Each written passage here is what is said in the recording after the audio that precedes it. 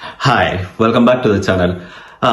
നമ്മൾ ആ series start ചെയ്തത് മുതൽ നമ്മളിപ്പോ എങ്ങനെ വർക്ക് പെർമിറ്റ് ചെക്ക് ചെയ്യാം, അതുപോലെ തന്നെ നമുക്കൊരു വർക്ക് പെർമിറ്റ് കിട്ടി ആ ഒരു കമ്പനി പോളണ്ടിൽ നിലവിലുണ്ടോ എന്ന് വേറൊരാളുടെ ഹെൽപ്പും കൂടാതെ നമുക്ക് എങ്ങനെ അത് വെരിഫൈ ചെയ്യാം മുതലായ കാര്യങ്ങളൊക്കെ പറഞ്ഞു.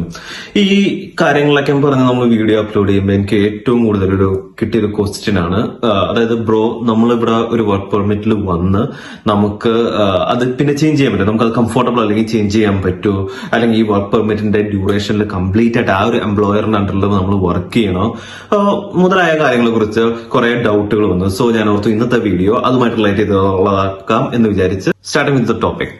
നിങ്ങൾ മനസ്സിലാക്കേണ്ട ഒരു കാര്യം എന്താണെന്ന് വെച്ച് കഴിഞ്ഞാൽ, നിങ്ങൾക്ക് വൺസ് ഒരു വർക്ക് പെർമിറ്റ് കിട്ടിയ ശേഷം നിങ്ങൾ വൺസ് പോളണ്ടിൽ ലാൻഡ് ചെയ്താൽ നിങ്ങൾ അവിടെ വർക്ക് സ്റ്റാർട്ട് ചെയ്യുന്നു, നിങ്ങൾക്ക് ആ ഒരു വർക്ക് നിങ്ങൾക്ക് ഒട്ടും കംഫർട്ടബിൾ ആവുന്നില്ല. പല കാരണങ്ങൾ കൊണ്ടാവും, ജോബ് ഡ്യൂറേഷൻ ആവാം, അവിടുത്തെ ഒരു അറ്റ്മോസ്ഫിയർ ആവാം, അങ്ങനെ പല കാരണങ്ങൾ കൊണ്ട് നിങ്ങൾക്ക് ആ ജോബ് നിങ്ങൾക്ക് കംഫർട്ടബിൾ ആകുന്നില്ലെങ്കിൽ, അല്ലെങ്കിൽ നിങ്ങളുടെ ഹെൽത്ത് ഇഷ്യൂസ് കൊണ്ടോ അല്ലെങ്കിൽ എന്തെങ്കിലും കാര്യങ്ങൾ കൊണ്ട് നിങ്ങൾക്ക് അത് ജോബ് കംഫർട്ടബിൾ ആവുന്നില്ലെങ്കിൽ, നിങ്ങൾ മനസ്സിലാക്കേണ്ട ഒരു കാര്യം എന്ന് വെച്ചാൽ, നിങ്ങൾക്ക് as per the Polish law അനുസരിച്ച് നിങ്ങൾക്ക് ഒരു ഒബ്ലിഗേഷനും ഇല്ല അവിടെ കണ്ടിന്യൂ ചെയ്യണം എന്നുള്ളത്.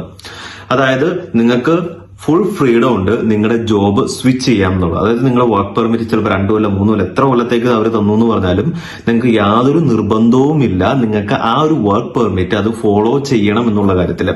ഫോർ എക്സാമ്പിൾ, നമ്മൾ ചെയ്യേണ്ട ഒരു കാര്യം എന്ന് വെച്ച് കഴിഞ്ഞാൽ, നിങ്ങൾക്ക് ആ ഒരു ജോബ് അല്ലെങ്കിൽ അത് കംഫർട്ടബിൾ ആവുന്നില്ലെങ്കിൽ നിങ്ങൾ as per the Polish law അനുസരിച്ച് നിങ്ങൾക്ക് 1 മാസം നോട്ടീസ് പീരീഡ് കൊടുത്ത് നിങ്ങൾക്ക് ആ ജോബിൽ നിന്ന് നിങ്ങൾക്ക് എന്താ പറയാ വിഡ്രോ ചെയ്യാവുന്നതാണ്. പക്ഷെ അത് ഒരിക്കലും നിങ്ങളുടെ വിസയോ മുതലായ കാര്യങ്ങളെ കുറിച്ച് അത് അഫക്ട് ചെയ്യില്ല. പക്ഷേ നിങ്ങൾ അങ്ങനെ വിഡ്രോ ചെയ്യുമ്പോൾ നിങ്ങൾ എന്താ ചെയ്യേണ്ടതെന്ന് വെച്ച് കഴിഞ്ഞാൽ, നമ്മളിപ്പോ വാർസോയിലാണെങ്കിൽ മസോവിസ്കിയില് അല്ലെങ്കിൽ ഓരോ വോയിഡ് ഷിപ്പിലുണ്ടല്ലോ, അവിടെ നിങ്ങൾ പുതിയ വർക്ക് പെർമിറ്റ് വെച്ച് നിങ്ങൾ നിങ്ങളുടെ പുതിയ എംപ്ലോയർ ആരാന്നുള്ള കാര്യങ്ങൾ അപ്ഡേറ്റ് ചെയ്യുക എന്നുള്ളതാണ് ഫസ്റ്റ് ചെയ്യേണ്ട ഒരു കാര്യം. സോ ഞാൻ മുമ്പ് പറഞ്ഞ പോലെ തന്നെ നിങ്ങൾ ശ്രദ്ധിക്കേണ്ട കാര്യം, ഇങ്ങനെ സ്വിച്ച് ചെയ്യുമ്പോൾ ശ്രദ്ധിക്കേണ്ട കാര്യം എന്താണെന്ന് വെച്ച് കഴിഞ്ഞാൽ, വൺസ് നിങ്ങൾ നിങ്ങളുടെ പഴയ എംപ്ലോയർക്ക് സഫീഷ്യന്റ് ആയിട്ടുള്ള ഒരു നോട്ടീസ് പീരീഡ് ടൈം കൊടുക്കുന്ന സെയിം ടൈമിൽ തന്നെ നിങ്ങളുടെ പുതിയ എംപ്ലോയർ, നിങ്ങൾ ആരാണ് പുതിയൊരു ജോബ് കണ്ടെത്തി നല്ലൊരു ഹയർ സാലറിയിൽ നിങ്ങൾ നല്ലൊരു ജോബ് കണ്ടെത്തിയിട്ടുണ്ടെങ്കിൽ ആ employer at the same time തന്നെ നിങ്ങളുടെ വർക്ക് പെർമിറ്റിനുള്ള പ്രോസസ് സ്റ്റാർട്ട് ചെയ്യണം.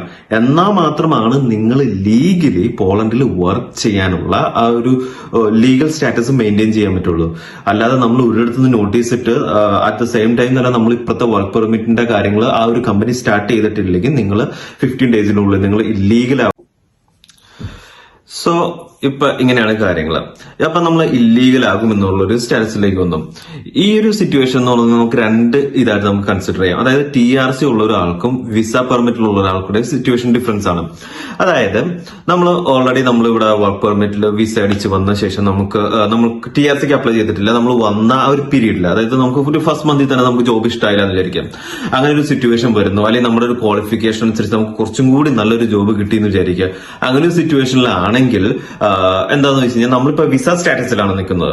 അപ്പോ നമുക്ക് റിസൈൻ ചെയ്യണമെന്നുണ്ടെങ്കിൽ കമ്പനി ആയിരിക്കും ഡയറക്റ്റ് ഗവൺമെന്റിനെ അറിയിക്കുന്നത്.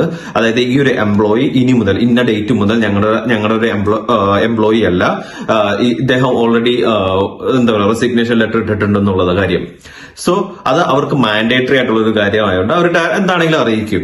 അങ്ങനെ ഒരു സിറ്റുവേഷൻ വരുമ്പോൾ നമ്മൾ നമ്മുടെ പുതിയ വർക്ക് പെർമിറ്റിലുള്ള കമ്പനി പുതിയ വർക്ക് പെർമിറ്റ് വെച്ച് നമ്മുടെ സ്റ്റേ ലീഗലാക്കുകയാണ് ചെയ്യുന്നത്.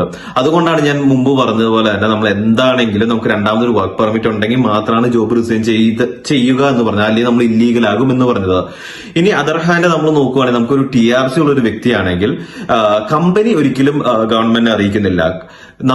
അത് ആസ് എ എംപ്ലോയി എന്റെ റെസ്പോൺസിബിലിറ്റി ആയിരിക്കും ഞാൻ നമ്മുടെ ഗവൺമെന്റിനെ അറിയിക്കുന്നത്. എന്റെ എംപ്ലോയർ മാറി, ഇനി മുതൽ ഈ വേറെ ബി എന്ന് പറഞ്ഞൊരു കമ്പനി ആയിരിക്കും എന്റെ പുതിയ എംപ്ലോയർ എന്നുള്ള കാര്യം ഞാൻ അറിയിക്കണം.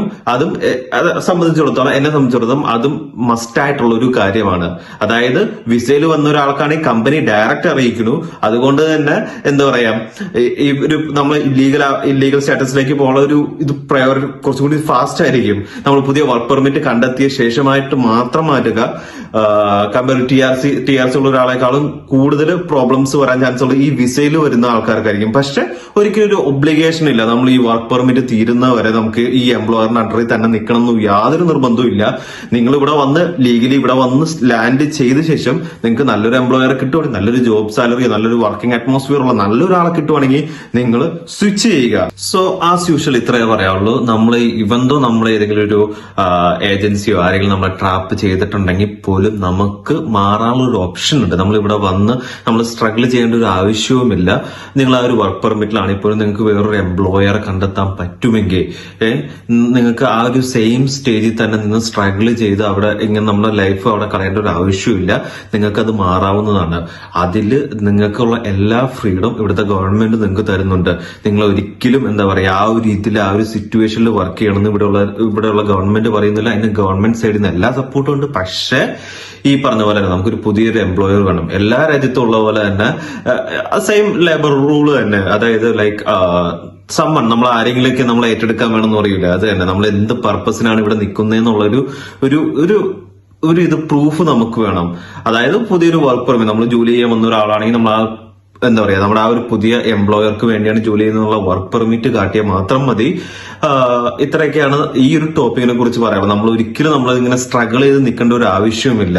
നമുക്ക് നിങ്ങൾ കാലിബർ ഉണ്ടെങ്കിൽ അല്ലെങ്കിൽ നിങ്ങൾക്ക് വേറൊരു ജോബ് കണ്ടെത്താൻ പറ്റുമെങ്കിൽ നിങ്ങൾ സ്വിച്ച് ചെയ്യുക, അത്രേ ഉള്ളൂ. അല്ലാതെ എന്താ പറയാ സാലറി കിട്ടുന്നില്ല അങ്ങനെ ഒരുപാട് ഇഷ്യൂസ് വരുന്നുണ്ടെങ്കിൽ നമുക്ക് ഇവിടുത്തെ ലേബർ ലോ എപ്പോഴും സ്ട്രോങ് ആണ്. നിങ്ങൾ നിയറസ്റ്റ് ആയിട്ടുള്ള ഏത് ഓഫീസിലാന്ന് പലരും പറയുന്നത് എനിക്ക് അറിയാം, കൃത്യമായിട്ട് ഏത് സിറ്റിയാന്ന് ആരും പറയുന്നില്ല. അതുകൊണ്ട് ആ നിയറസ്റ്റ് ആയിട്ടുള്ള ആ ടൗൺഷിപ്പിലുള്ള ഓഫീസിൽ കോൺടാക്ട് ചെയ്ത് തന്നെ എല്ലാവിധ സപ്പോർട്ടും കിട്ടും. പിന്നെ ഒരു ബാരിയർ ആയിട്ടുള്ളത് ലാംഗ്വേജ് ആണ്. പക്ഷെ ഇവിടുത്തെ മെജോറിറ്റി ഓഫ് ദ ഗവൺമെന്റ് ഓഫീസുകളിൽ എന്ന് പറഞ്ഞാൽ ഒരു ചെയർ നമ്മളെ ഫോറിനേഴ്സിന് വേണ്ടി ഉണ്ടാവും. ഒരാള് സ്പെസിഫിക് ഒരാള് ഇംഗ്ലീഷ് സംസാരിക്കുന്ന ഒരാളുണ്ടാവും. ഇപ്പൊ ഒരു 10 പേരെടുത്ത് കഴിഞ്ഞാൽ 10 പേരിൽ ഒരാള് നമുക്ക് വേണ്ടി ഉണ്ടാവും. ഒരു കൗണ്ടർ നമുക്ക് വേണ്ടി. ഇപ്പൊ അത് റീസെന്റ് ആയിട്ട് ഞങ്ങൾക്ക് ലാസ്റ്റ് 1 year ആയിട്ട് കാണുന്നതാണ്. ഏത് ഓഫീസിൽ പോയാലും വാർസോല സിറ്റുവേഷൻ ആണ് പറയുന്നത്, ഒരു ഏരിയ ഫോറിനേഴ്സിന് വേണ്ടി ഉണ്ടാകും. സോ അല്ലെങ്കിൽ നമുക്ക് ഗൂഗിൾ ട്രാൻസ്ലേറ്റർ വെച്ച് അവരോട് ഉള്ള കാര്യങ്ങൾ പറഞ്ഞ് നിങ്ങൾ അത് സ്റ്റക്കായിട്ട് നിൽക്കാതെ നമ്മൾ സ്വിച്ച് ചെയ്യാൻ പറ്റുമെങ്കിൽ നേരെ സ്വിച്ച് ചെയ്യുക, അല്ലെങ്കിൽ ഇതുപോലെ തന്നെ ലീഗലായിട്ടുള്ള ഹെൽപ്പ് തേടുക എന്നുള്ളതാണ് എനിക്ക് പറയാനുള്ളൂ. സോ ഇത്രയൊക്കെയാണ് കാര്യങ്ങൾ. അതായത് നിങ്ങൾ സ്ട്രഗിൾ ചെയ്യുന്നുണ്ടോ, നിങ്ങൾ ജോബ് സ്വിച്ച് ചെയ്യാനുള്ള ഒരു അവസരമുണ്ട്. നമ്മൾ ഒരിക്കലും ആ ഒരു വർക്ക് പെർമിറ്റിന്റെ എൻഡ് വരെ നമ്മൾ നിൽക്കേണ്ട ഒരു ആവശ്യമില്ല. നേരെ സ്വിച്ച് ചെയ്യുക പുതിയ ജോബിലേക്ക്. ഒരുപാട് ഓപ്പർച്യൂണിറ്റീസ് ഉണ്ട്. നമുക്ക് ഫ്രീലാൻസ് ആയിട്ട് വർക്ക് ചെയ്യാൻ ഒരുപാട് ഓപ്പർച്യൂണിറ്റീസ് ഉണ്ട്. പക്ഷെ ഒറ്റ കാര്യം മാത്രമേ ഉള്ളൂ, നമ്മുടെ പർപ്പസ് എന്താന്നുള്ളത് ക്ലിയർ ആയിട്ട് ഗവൺമെന്റിനെ മനസ്സിലാക്കി കൊടുക്കുക എന്ന് മാത്രമേ ഉള്ളൂ. സോ ഇത്രയൊക്കെയാണ്. Thanks for watching. ബൈ.